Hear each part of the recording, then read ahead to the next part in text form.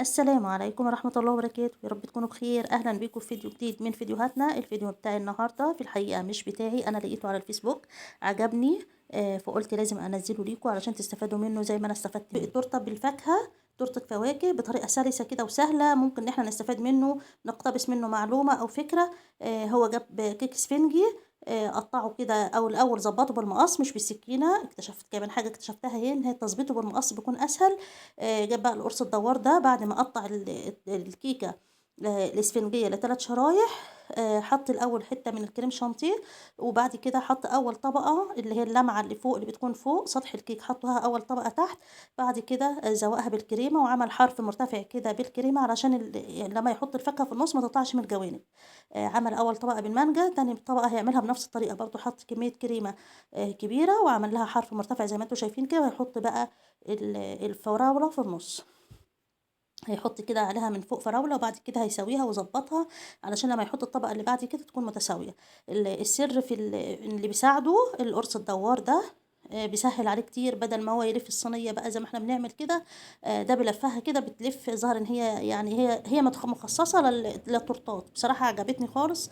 مش موجودة عندي، لكن انا موجودة عندي السكينة دي، بتريح برضو، بتقطع كده التورتة بسهولة. بس ما جربتهاش ان انا اظبط بيها الكريمة بالشكل ده. ده برضو معلومة استفدتها منه.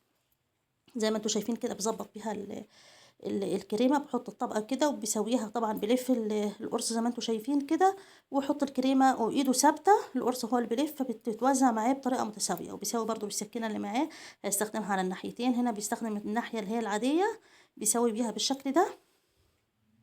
زيادات طبعا برضو بيشيلها بيها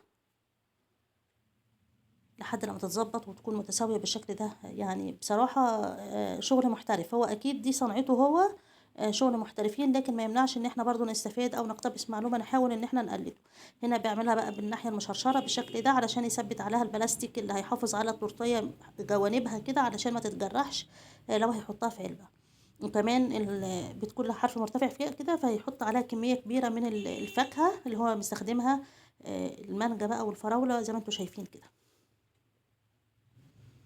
الطريقة جميلة والتذويق بسيط وسهل، ممكن أي حد في الدنيا يعمله.